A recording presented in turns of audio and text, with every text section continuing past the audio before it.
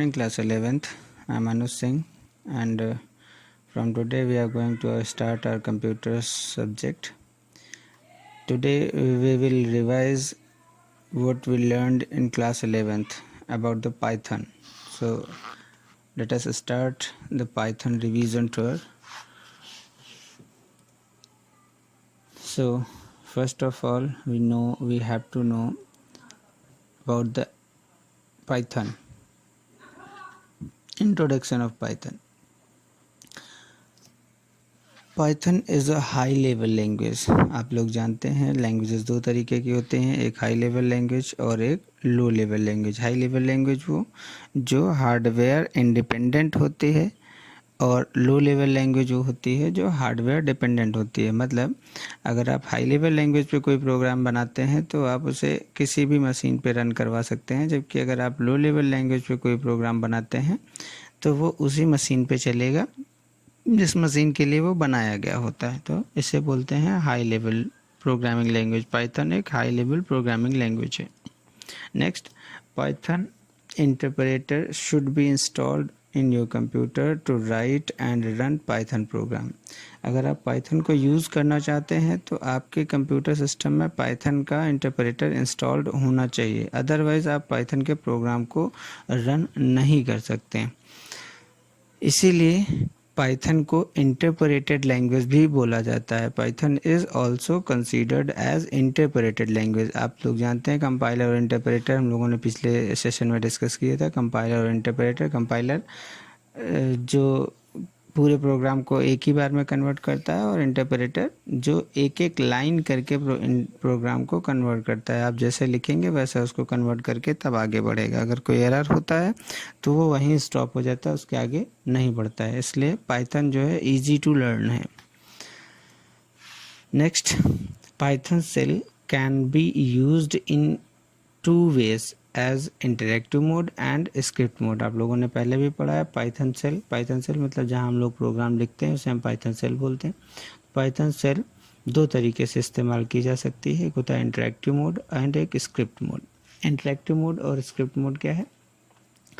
तो interactive mode, when we type Python statement interpreter displays the result immediately. Interactive mode में क्या होता है, आप जैसे ही कोई भी स्टेटमेंट लिखेंगे और एंटर प्रेस करेंगे उस पर्टिकुलर स्टेटमेंट का या उस पर्टिकुलर एक्सप्रेशन का रिजल्ट इमीडिएटली पाइथन इंटरप्रेटर दे देता है आपको।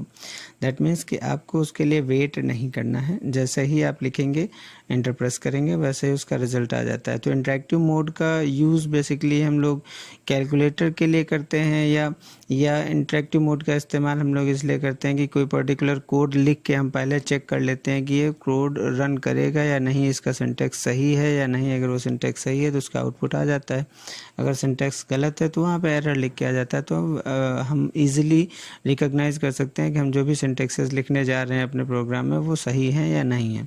तो इंटरेक्टिव मोड का बेसिक काम ये है।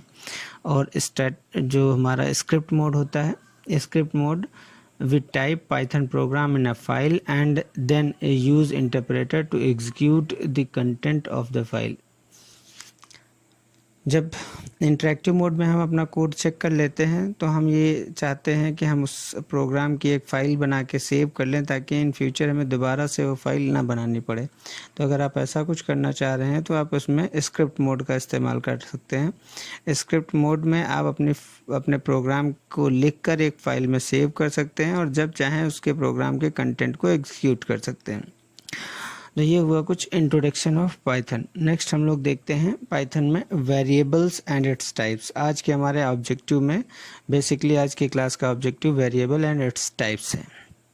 वेरिएबल्स क्या होते हैं और कितने प्रकार के होते हैं वो जानेंगे आज हम आज की क्लास में। तो वेरिएबल क्या होते हैं? We use objects to capture data which then can be manipulated by computer to provide information। Variable क्या होता है? वेरिएबल एक तरीके का कंटेनर होता है जो कि हमारे किसी पर्टिकुलर डेटा वैल्यू को अपने अंदर स्टोर करके रखता है। जब भी हम उस वैल्यू को यूज़ करना चाहते हैं तो वो वैल्यू हमें वहाँ से उस पर्टिकुलर वेरिएबल से मिल जाती है। We know that the object और variable is a name which refers to a value.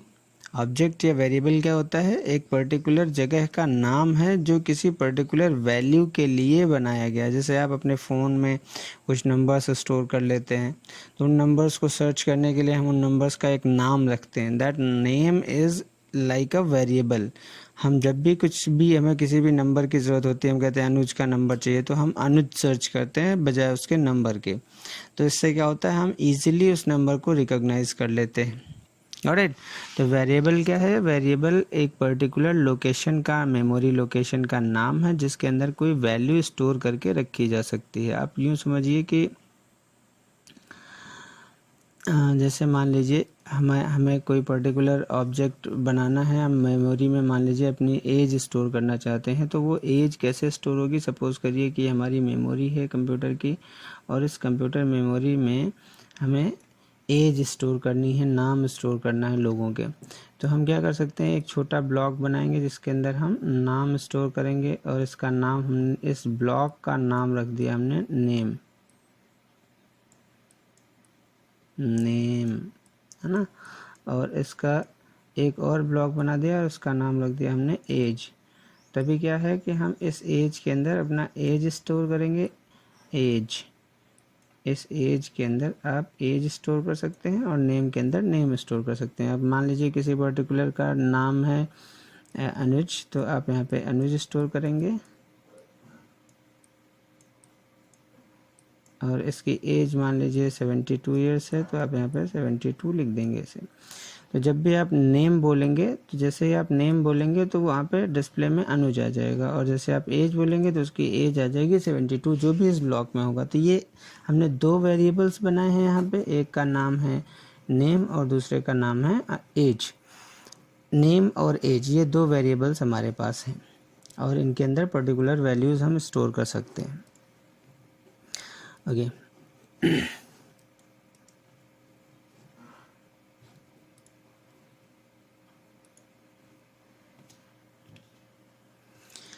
Next, जितने भी ऑब्जेक्ट्स या वेरिएबल्स आप बनाते हैं, जितने भी ऑब्जेक्ट्स या वेरिएबल्स बनाएंगे उनके कुछ प्रॉपर्टीज़ होती हैं। उनमें से हमारे पास पहली प्रॉपर्टी आती है उसकी आइडेंटिटी, दूसरी प्रॉपर्टी आती है उसका टाइप, और तीसरी प्रॉपर्टी आती है उसकी वैल्यू। हालांकि पाइथन जो है वो डायनेमिक टाइप प्रोग्रामिंग लैंग्वेज है, मतलब यहाँ पे वेरिएबल का टाइप हम पहले से डिसाइड नहीं करते हैं, फिर भी हर वेरिएबल का एक टाइप होता है जो कि उसकी वैल्यू के अकॉर्डिंग डिसाइड होता है। तो जैसे इस वेरिएबल की आइडेंटिटी है नेम, हम इसको नेम के हिसाब से जानते हैं। इसका टाइप क्या है, स्ट्रिंग टाइप का है, क्योंकि इसके अंदर कुछ कैरेक्टर्स हमने स्टोर किए हैं, कुछ ग्रुप ऑफ कैरेक्टर्स स्टोर किए हैं, और इसकी वैल्यू है अनुज। तो यहाँ पे हमें तीन चीज़ें पता चल रही हैं। एक्चुअली अगर मैं आइडेंटिटी की और डेप्थ में बात करूँ तो इसका एक मेमोरी नंबर होता है, इसका एक मेमोरी का नंबर होता है। Let me show you. हाँ, इसकी मेमोरी का एक नंबर होगा, सपोज़ करिए 101, ये इसकी आइडेंटिटी है। इसका मान लीजिए 103, तो ये इसकी आइडेंटिटी हो जाएगी। ठीक है, जब भी आप 101 बोलेंगे तो वो इस वैल्यू को रिफ़र करेगा, जब भी आप 103 बोलेंगे तो वो इस वैल्यू को रिफ़र करेगा। इस तरीके से आप आइडेंटिटी की बात करते हैं, आइडेंटिटी और उसकी टाइप और उसका वैल्यू। टाइप क्या होगा, किस तरीके की वैल्यू उस वेरिएबल के अंदर स्टोर की गई है, और वैल्यू क्या होती है, जो उस जो एक्चुअल कंटेंट हमने उस वेरिएबल में स्टोर करके रखा है उसको हम उसकी वैल्यू बोलते हैं। तो जितने भी वेरिएबल्स या ऑब्जेक्ट्स आप बनाएंगे उनकी तीन चीज़ें, तीन प्रॉपर्टी, मेन प्रॉपर्टीज़ होंगी। एक होगी आइडेंटिटी, मतलब उसको आप कैसे पुकारेंगे, कैसे बुलाएंगे। एक होगा उसका टाइप, उसके अंदर किस तरीके की वैल्यू स्टोर की जाएगी, और उसकी वैल्यू, उसमें क्या स्टोर करके रखा गया है। आइडेंटिटी क्या है, identity of the object is its address in memory and does not get change once it is created। जो एड्रेस ये हमने बनाया है ये एक बार बन जाएगा, इसके बाद ये एड्रेस कभी क्रिएट, आल्दो ये हमें दिखाई नहीं देगा। अगर आप इसे अभी विजुअल करना चाहें तो ये अभी आपको दिखाई नहीं देगा, बस हम समझने के लिहाज से बात कर रहे हैं। ये इस मेमोरी का एड्रेस है, ठीक है। और इस एड्रेस को हम इसकी आइडेंटिटी बोलते हैं। तो identity of the object is its address in memory and does not get change once it is created. एक बार अगर ये बना दिया गया तो फिर ये एड्रेस कभी भी चेंज नहीं हो सकता। एड्रेस मतलब आप इसे कैसे बुलाएंगे, तो वो एड्रेस आपका कभी चेंज नहीं होगा। आई थिंक आप लोग क्लियर हो गया होगा। Next type. टाइप क्या होता है? Type is a set of values and the allowable operations on those values. Type आप उस पर्टिकुलर वेरिएबल के अंदर किस तरीके का डेटा स्टोर कर सकते हैं और उन पे क्या क्या ऑपरेशंस परफॉर्म कर सकते हैं। सपोज आपने स्ट्रिंग्स स्टोर किए तो स्ट्रिंग्स में एडिशन तो हो नहीं सकता, तो अगर आप कभी स्ट्रिंग में एडिशन करने जाएंगे तो वो एरर दिखाएगा, क्योंकि एडिशंस तो सिर्फ नंबर्स में ही हो सकते हैं। तो इस तरीके से हम टाइप की बात करते हैं। टाइप मतलब डेटा टाइप, उसमें किस तरीके का डेटा आप स्टोर कर सकते हैं और उनके साथ क्या क्या ऑपरेशंस परफॉर्म कर सकते हैं। तो यहाँ मैंने कुछ बेसिक लिस्ट दी है डेटा टाइप्स की, हम भी इस पर डिस्कस करेंगे आगे। टाइप्स में क्या है? नंबर्स है हमारे पास, नन है, सीक्वेंस है, सेट है और मैपिंग है। बेसिकली पाइथन में दो तरीके के डेटा टाइप्स होते हैं, एक होते हैं म्यूटेबल डेटा टाइप्स, एक होते हैं इम्यूटेबल। म्यूटेबल मतलब जिनको आप मॉडिफाई कर सकते हैं, इम्यूटेबल मतलब जिनको आप मॉडिफाई नहीं कर सकते। अभी हम लेटर एंड में डिस्कस करेंगे कौन से म्यूटेबल होते हैं, कौन से इम्यूटेबल होते हैं। तो कुछ प्रमुख डेटा टाइप्स हैं। नंबर, नन मतलब wide, sequence, sets, mapping. Numbers के अंदर हम फिर इसकी सब कैटेगरी अगर बनाते हैं तो हमें मिलता है इंटीजर, फ्लोटिंग पॉइंट नंबर्स और कॉम्प्लेक्स नंबर। इंटीजर मतलब कोई भी पूर्णांक संख्या, लाइक एक से लेकर कोई भी पूर्णांक संख्या, मतलब जिसमें कोई फ्रैक्शनल पार्ट ना हो उसे हम इंटीजर बोलते हैं। फ्लोटिंग पॉइंट जिसमें कोई फ्रैक्शनल पार्ट हो उसे हम फ्लोटिंग पॉइंट बोलते हैं। और कॉम्प्लेक्स नंबर, कॉम्प्लेक्स नंबर का मतलब कंपोजिशन, लाइक आप बोल सकते हैं कि वो फ्लोटिंग पॉइंट और इंटीजर का कंपोजिशन हो, उसे कॉम्प्लेक्स नंबर बोलते हैं। और इंटीजर में हमारे पास आते हैं बुलियंस। बुलियंस मतलब जिनकी वैल्यू 0 या 1 होगी, सिर्फ 0 या 1, उनको हम बुलियन बोलते हैं। सीक्वेंस में बात करें, सीक्वेंस की सब कैटेगरीज की अगर हम बात करें तो सीक्वेंस में हमारे पास आते हैं स्ट्रिंग, टपल और लिस्ट। स्ट्रिंग, टपल और लिस्ट। स्ट्रिंग क्या होती है? Set of characters. टपल बहुत अलग अलग तरीके के डेटा टाइप्स का ग्रुप। और लिस्ट क्या होता है? लिस्ट भी टपल के जैसा ही होता है, बस इसमें दोनों में बेसिक डिफरेंस ये है कि लिस्ट जो है वो सीक्वेंस्ड होती है और ये ऑर्डर्ड होती है और टपल अनऑर्डर्ड होता है। और नेक्स्ट इज मैपिंग। मैपिंग की सब कैटेगरी क्या है? डिक्शनरीज। डिक्शनरी, इसमें आप आगे डिक्शनरी बनाना सीखेंगे कि डिक्शनरीज क्या होती हैं और उन पर कैसे काम करते हैं। ओके, तो इन कैटेगरीज पे थोड़ा सा एलेबरेट करते हैं, देखते हैं। Number data type stores numerical values. This data type is immutable. एक बार जो वेरिएबल के अंदर डेटा डाल दिया गया, आप उसे मॉडिफाई नहीं कर सकते। अगर आप उसे मॉडिफाई करेंगे तो क्या होगा? वो एक नया वेरिएबल क्रिएट करेगा और पुराने को डिलीट करेगा। अल्दो आपको इससे कोई मतलब नहीं है, लेकिन आप समझें ऐसे कि ये इम्यूटेबल। इम्यूटेबल मतलब आप इसे एडिट नहीं कर सकते। एक बार जो भी डेटा डाल दिया गया वो नॉन एडिटेबल हो जाता है। इसमें आप सिर्फ नंबर्स ही स्टोर कर सकते हैं, जिसमें 3 तरीके के नंबर्स स्टोर किए जा सकते हैं। मैंने बोला इंटीजर। इंटीजर क्या है? टू स्टोर होल नंबर्स, जिसमें कोई फ्रैक्शनल पार्ट नहीं होगा, वो इंटीजर वैल्यू होती है। देन फ्लोट या floating point value, to store numbers with fractional parts, like 2.5। Like 2.5, 2.5 क्या है? इसमें हमारे पास एक फ्रैक्शनल पार्ट है। This is 2.5। यहाँ ये 5 जो है ये क्या है? एक फ्रैक्शनल पार्ट है। तो ये एक फ्लोटिंग पॉइंट नंबर। अगर मैं सिर्फ 2 लिखूं तो क्या है? इंटीजर नंबर है। अलग अगर आप 2.0 लिखें, इसका मतलब हमारे पास 2 ही है, लेकिन प्रोग्रामिंग लैंग्वेज में इससे हम एक फ्लोटिंग पॉइंट नंबर ट्रीट करते हैं। मीन्स कि ये इंटीजर नंबर नहीं है, जबकि ये एक इंटीजर नंबर है और ये एक फ्लोटिंग पॉइंट नंबर है। हालांकि दोनों की वैल्यू सेम है, बट इनके लिखने के और इन पे ऑपरेशंस परफॉर्म करने के तरीके में अंतर हो जाता है। तो फ्लोटिंग पॉइंट नंबर्स मीन्स जिनमें हमारे पास फ्रैक्शनल पार्ट होगा उसे हम फ्लोटिंग पॉइंट नंबर बोलेंगे, जिसमें फ्रैक्शनल पार्ट नहीं होगा उसे हम इंटीजर नंबर बोलेंगे। और तीसरा आता है complex number. To store real and imaginary मतलब आप एक्सपोनेंशियल फॉर्म में जिसे हम बोलते हैं उसे हम कॉम्प्लेक्स नंबर बोलते हैं, कॉम्प्लेक्स नंबर। तो उसे हम जैसे मैंने लिखा यहाँ पे जैसे मैं यहाँ पे लिख दूँ 2.5J, तो दिस J इज़ क्या है, इमेजिनरी पार्ट है, ये J कुछ भी हो सकता है, तो इस J को मैं इमेजिनरी पार्ट बोलता हूँ। तो ये एक कॉम्प्लेक्स नंबर है, इस तरीके के नंबर्स भी इसमें अलाउड हैं। ओके, नेक्स्ट इज हमारे पास आते हैं नन क्या होते हैं?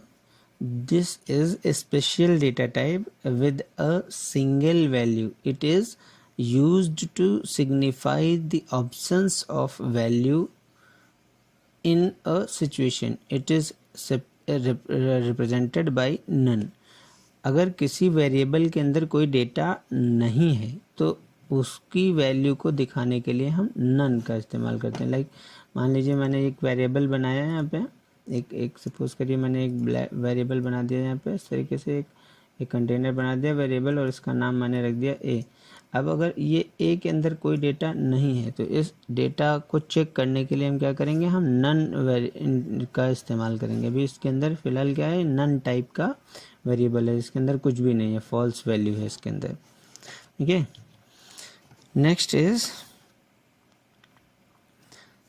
नेक्स्ट हमारे पास जो आता है वो है सीक्वेंस। सीक्वेंस क्या होते हैं? A sequence is an ordered collection of items. Order मतलब यहाँ पे सीक्वेंस में डेटा रहेंगे, indexed by positive integers. It is a combination of mutable and immutable data types. There are 3 types of sequences. Sequences में हमारे पास 3 तरीके के sequences हो सकते हैं। पहला आता है स्ट्रिंग। स्ट्रिंग क्या है? स्ट्रिंग इम्यूटेबल है। इम्यूटेबल इसमें आपने बोला ना, सीक्वेंस क्या है? Ordered collection of items indexed by positive integers. It is a combination of mutable and immutable data type. Mutable भी हो सकते हैं इसमें और इम्यूटेबल भी हो सकते हैं। तो सीक्वेंस में सबसे पहली चीज़ आती है स्ट्रिंग। स्ट्रिंग क्या है? स्ट्रिंग एक immutable ordered sequence of letters है। They are enclosed in a single quote. Like मैंने यहाँ पे लिख दिया, अगर मैं यहाँ पे इस तरीके से लिखूँ ए इज इक्वल्स टू अनुज, तो this Anuj is actually a string. ठीक है, लेकिन कब ये स्ट्रिंग ट्रीट की जाएगी? जब आप इसे सिंगल इन्वर्टेड कॉमा में इंक्लोज करेंगे। सिंगल इन्वर्टेड कॉमा में जब आप इसे इंक्लोज करेंगे या डबल इन्वर्टेड कॉमा में आप इसे इंक्लोज करेंगे तो ही इसे हम स्ट्रिंग बोलेंगे। स्ट्रिंग क्या है? 1 कैरेक्टर, 2 कैरेक्टर, 3। एक्चुअली अगर आप इसको इंटरनली देखें तो ये एक अलग अलग वेरिएबल्स में स्टोर की गई वैल्यू होगी। लाइक इसकी अगर मैं इंटरनल आपको समझाने की कोशिश करूं तो आप इसको देखिए कि इस ए की 4 वेरिएबल्स बन गए होंगे इस ए के, that is A0, A1, A2 और A3। A0 में A स्टोर हो गया होगा, A1 में N स्टोर हो गया होगा, A2 में U स्टोर हो गया होगा और A3 में J स्टोर हो जाएगा। इस तरीके से हमारे पास 4 वेरिएबल बन जाएंगे। although हमें सिर्फ A से मतलब है, लेकिन इंटरनली इसका स्टोरेज इस तरीके से हो रहा होगा, तो इसलिए हम इसे बोलते हैं सीक्वेंस। इसे हम एक सीक्वेंस बोलते हैं क्योंकि इसने एक सीक्वेंस पूरा जनरेट किया और उसको एक जगह पर स्टोर किया। हमें इससे कोई मतलब नहीं कि A0 क्या है, A1 क्या है। although हम इसे यूज़ कर सकते हैं। अगर मैं सिर्फ A स्क्रीन पे प्रिंट कराना चाह रहा हूँ तो मैं A0 लिख सकता हूँ, तो उससे सिर्फ A प्रिंट होगा हमारे स्क्रीन पे। बट हम A लिखेंगे तो हमारा पूरा अनुज उसके साथ प्रिंट होगा। तो ये सीक्वेंस है। सीक्वेंस का मतलब ये है कि अगर मेमोरी में इसका एलोकेशन देखा जाए तो अगर पहले का एलोकेशन, सपोज करिए अगर A का एलोकेशन एड्रेस जो है वो 101 होगा, तो फिर इसी के सीक्वेंस में सारे जाएंगे। 102 होगा, 103 होगा, 104 होगा, इस तरीके से इसी के सीक्वेंस में और वो चलेगा, इसलिए हम इसे सीक्वेंस बोलते हैं। Okay, they only tell a computer about where the string constant being begin and and.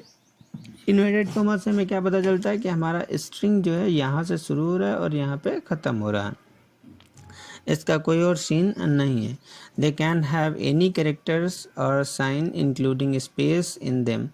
A string with length 1 represents a character in Python. Okay, तो अगर स्ट्रिंग की बात कर रहे थे हम, तो इसके अंदर आप किसी भी तरीके की चीज़ लिख सकते हैं। लाइक आप ऐसे भी लिख सकते थे A space N space U space J, इस तरीके से भी लिख सकते थे।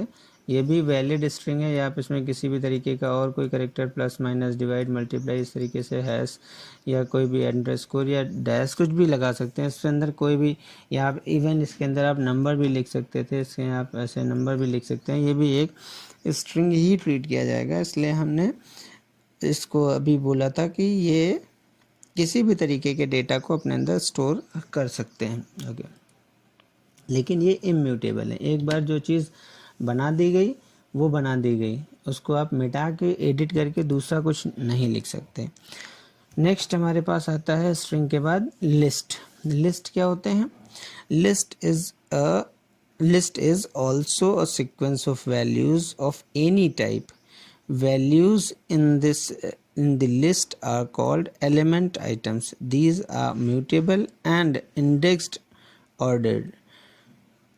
List is enclosed in square bracket.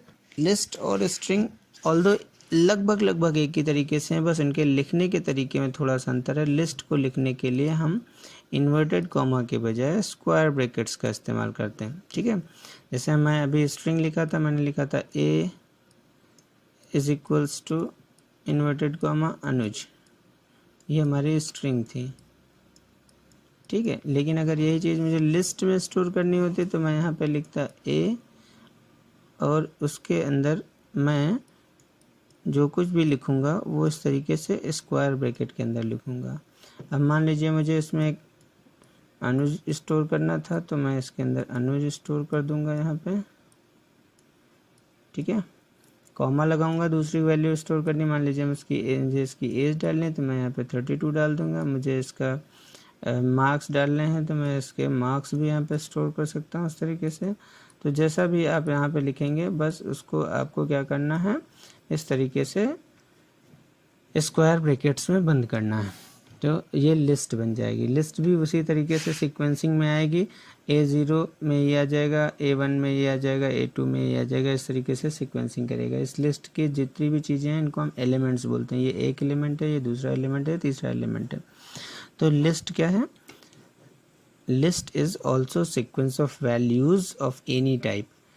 Any type मतलब किसी भी तरीके की, स्ट्रिंग है, नंबर है, यहाँ पे भी नंबर है। Values in this list are called element. आप पर्टिकुलर किसी भी वैल्यू को एक एलिमेंट ट्रीट कर सकते हैं, या आप इसे आइटम भी बोल सकते हैं। These are mutable. म्यूटेबल मतलब आप इसे मिटा के दोबारा भी लिख सकते हैं इसी जगह पे। एंड इंडेक्स्ड ऑर्डर्ड, और ये सीक्वेंस में 0 1 2 3 इस तरीके से सीक्वेंस में चलेंगे। List is enclosed in square brackets, और लिस्ट हमेशा स्क्वायर ब्रैकेट में बनती है। Third is tuple. सीक्वेंस का तीसरा जो चीज़ है वो है टपल। टपल क्या होता है? Tuples are a sequence of values of any type and are indexed by integers. They are immutable. Tuples are enclosed in बोलते हैं राउंड ब्रैकेट्स हैं या parenthesis. Tuples are a sequence of values of any type. Tuples जो होते हैं वो भी list की तरह ही होते हैं, किसी भी तरीके की वैल्यू को स्टोर कर सकते हैं। इनकी भी इंडेक्सिंग होती है 0 1 2 3 4 इंटीजर्स से। They are immutable. लेकिन क्या अंतर क्या हुआ कि यहाँ पे ये जो डेटा था वो म्यूटेबल डेटा था, आप इसे एडिट कर सकते थे। लेकिन टपल क्या है? इम्यूटेबल डेटा है। अगर आपको कभी ऐसी कोई चीज़ रखनी है जो कि हमें एडिट नहीं करनी है तो उसको मैं इम्यूटेबल डेटा टाइप मतलब टपल में स्टोर करूँगा। अगर मैं अब उसे एडिट भी करना चाहता हूँ तो मैं उसे लिस्ट में स्टोर करूँगा। दोनों में दो बेसिक डिफरेंसेस हैं। पहला डिफरेंस है कि लिस्ट जो है म्यूटेबल है और टपल इम्यूटेबल है, जबकि लिस्ट में स्क्वायर ब्रैकेट्स का इस्तेमाल करते हैं और टपल में राउंड ब्रैकेट्स का या पैरेंथेसिस का इस्तेमाल करते हैं। मतलब अगर आप टपल में कुछ भी स्टोर करना चाह रहे हैं तो आपको उसमें जो लिखने का तरीका है वो इस तरीके से बनाना पड़ेगा। जैसे मैंने लिखा यहाँ पे ए इज इक्वल्स टू, और इसके अंदर अब मैं इस तरीके से ब्रैकेट बनाऊंगा, और अब आप जो भी इसमें स्टोर करना चाह रहे हैं वो आप कॉमा दे दे के स्टोर कर सकते हैं।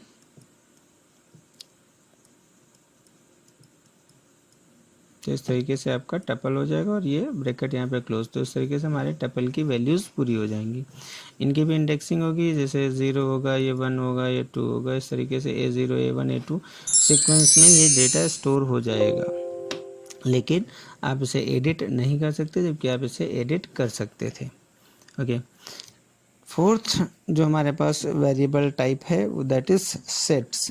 सेट्स क्या होता है? Set is unordered collection of values of any type with no duplicate entries.